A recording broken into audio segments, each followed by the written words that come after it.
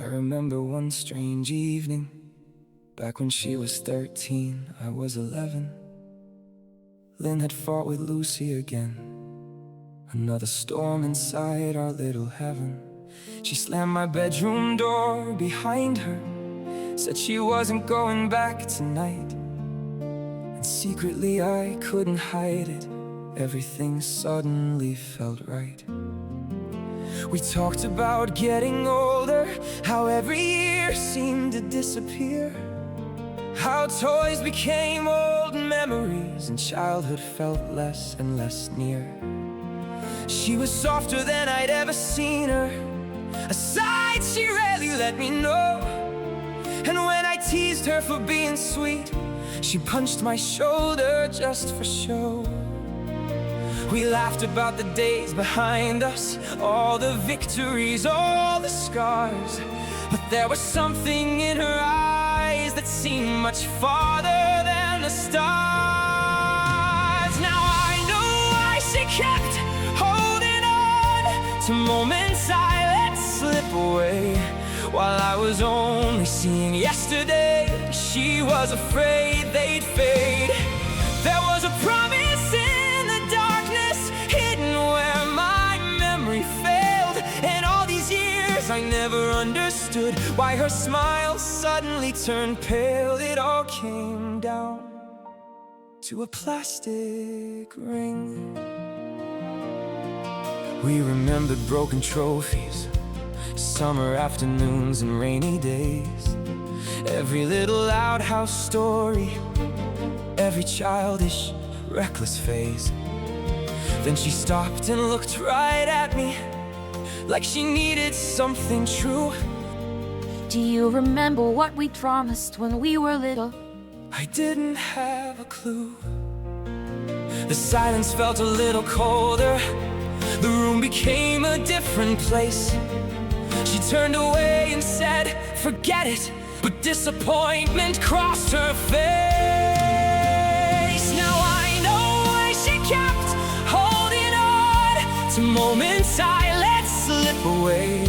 While I was only seeing yesterday, she was afraid they'd fade. A single memory between us, one I couldn't seem to find. And for the first time I could feel how much a forgotten promise hurts sometimes, when it means everything to someone else. The next day I searched for answers. Lori didn't know a thing. Luan said maybe Dad's old tapes might still remember something. I asked Lynn what made her upset. She swore that nothing was wrong. Then she walked away to practice, leaving me with questions all day long. That night Luan knocked upon my door, holding one cassette she'd found. Maybe this is what you're looking for. Then she quietly sat it down. I pressed play, children laughing, running through the yard. Two tiny plastic rings, a promise spoken from the heart.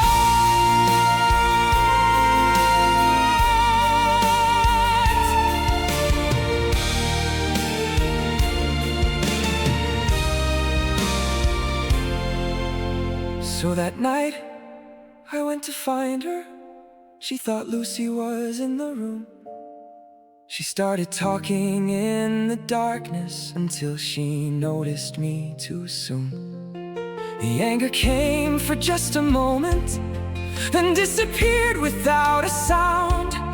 Because I held that little ring, the one we'd buried and now found. She walked over to a trophy shelf, reached behind it carefully, and from a hidden little box pulled out its matching piece for me.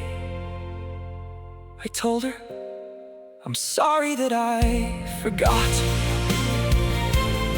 She looked away, embarrassed by the weight of that thought, then softly said, It matters that my favorite brother remembers the important things. I didn't understand completely, not the meaning underneath. But when she wrapped her arms around me, I stopped trying to figure it out. And we laughed again and talked again, like the night had never broken. While somewhere deep inside our hearts, something quiet had begun. A feeling neither one could name. Too young to understand, but old enough to remember. We fell asleep with smiles that night. I thought I'd simply found a memory. Now, looking back, I think she was protecting something far more precious. Because sometimes a promise is just a game, and sometimes it's the first heartbeat of a love story before anyone knows its name.